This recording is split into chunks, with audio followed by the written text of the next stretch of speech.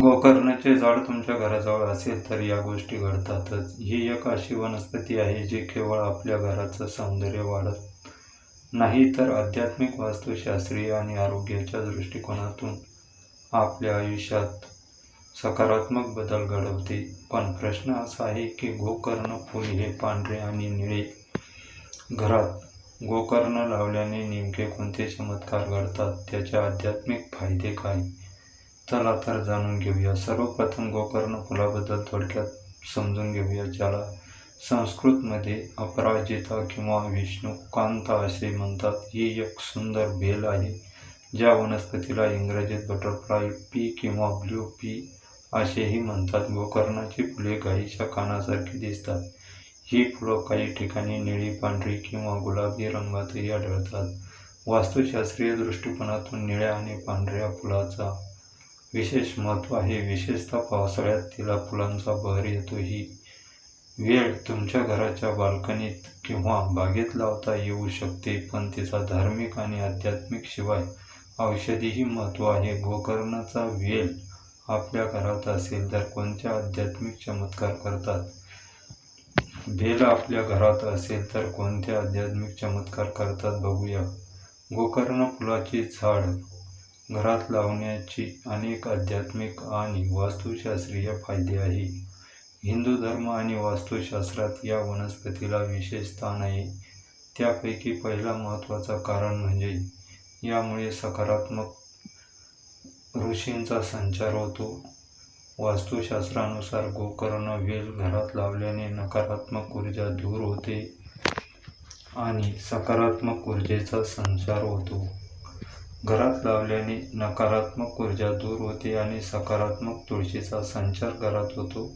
विशेषतः निळ्या रंगाचे गोकर्ण फूल घरातील वातावरण शुद्ध करतात आणि शांतता निर्माण करतात. यामुळे घरात राहणाऱ्या व्यक्तीच्या मनाला शांती मिळते आणि तणाव कमी होतो. दुसरी महत्त्वाची गोष्ट म्हणजे श्रीहरी विष्णूची कृपा राहते. कारण गोकर्ण फुलाचा विष्णुप्रिय किंवा कृष्णकांता असेही म्हणतात, कारण ही फुले भगवान श्रीहरी विष्णूंना अतिशय प्रिय आहे.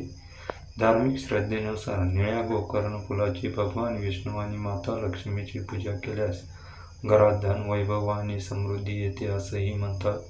विशेषतः अश्विनी महिन्यात शुक्रवारी लक्ष्मीपूजनात या फुलांचा उपयोग केला जातो. याशिवाय श्राद्ध काळात गोकर्ण फुलाचा उपयोग तर्पणासाठी सुद्धा केला जातो. यामुळे पूर्वजांच्या आत्म्याला शांती मिळते.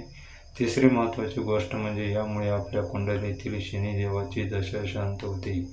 गोकर्ण फूल तुमच्यासाठी वरदान ठरू शकतात. शनिदेवाला गोकर्ण फूल अर्पण केल्याने त्यांचा कोप शांत होतो असं सांगितले जातं. घरातील शांतता आणि समृद्धी टिकून राहते. विशेषतः घरामध्ये निळ्या फुलांचं पूजन केल्याने माता लक्ष्मीचा आणि विष्णूचे आपल्यावर कृपा आशीर्वाद मिळतात. आता तुम्ही विचार करत असाल की हे सर्व तर ठीक आहे, पण गोकर्ण फूल निळे असावेत की पांढरे याचे उत्तर देण्यासाठी आपण दोन्ही प्रकारच्या फुलांचे महत्त्व जाणून घेऊया.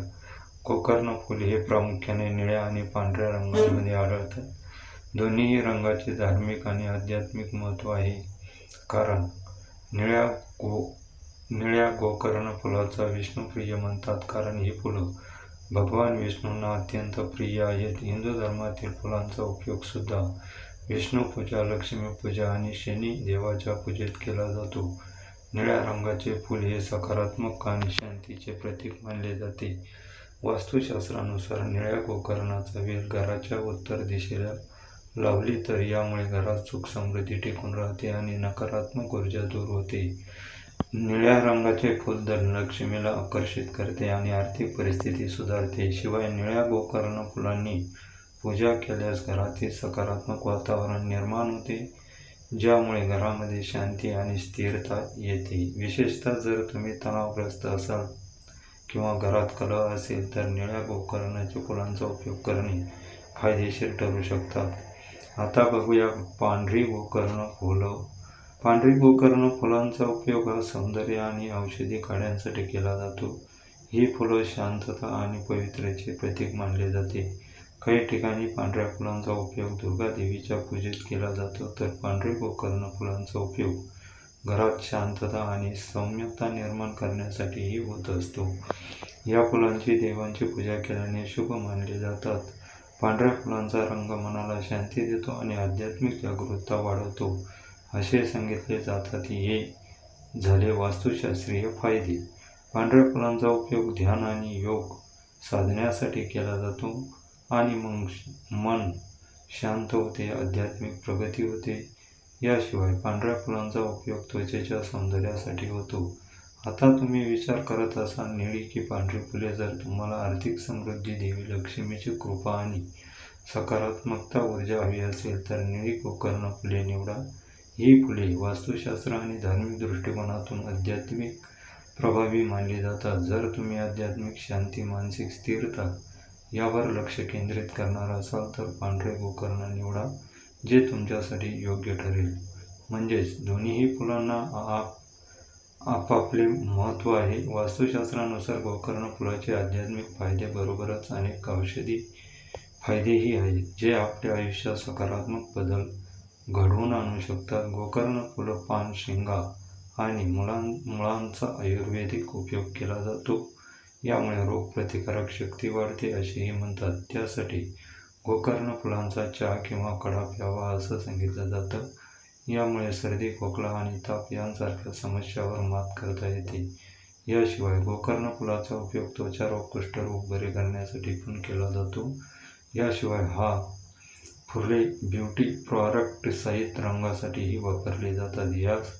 याही व्यतिरिक्त सकाळी उठल्यानंतर गोकर्ण फुलांचा चहा प्यायल्याने वजनही कमी होण्यास मदत होते. यामुळे पचनशक्ती सुधारते, शरीरातील विषारी द्रव्य बाहेर जातात. शिवाय गोकर्ण फुलांचे पावडर तुपात मिसळून खाल्ल्याने डोक्याची कार्यक्षमता वाढते आणि मानसिक तणाव कमी होतो असं सांगितलं जातं.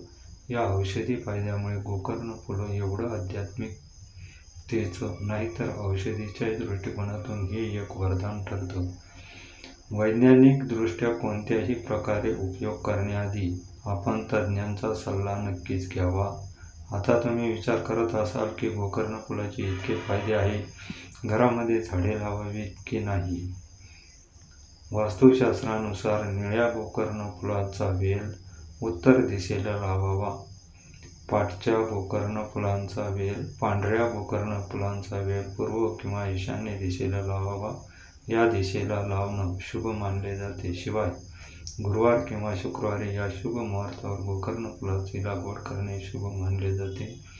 यामुळे माता लक्ष्मी आणि भगवान कुबेर हे देवता प्रसन्न होतात. गोकर्ण फुलांचे झाड घरामध्ये लावणे हा एक सोपा उपाय आहे आणि प्रभावी मार्ग आहे, ज्यामुळे तुमच्या घरात आयुष्यात सकारात्मक बदल घडतील. धार्मिक आणि वास्तुशास्त्रीय दृष्ट्या अधिक प्रभावी असली तरी पांढरी फुले ही शांती आणि सौंदर्यासाठी उत्तम आहे. तुमच्या गरजेनुसार तुम्ही यापैकी कोणताही वेल नक्कीच निवडू शकता.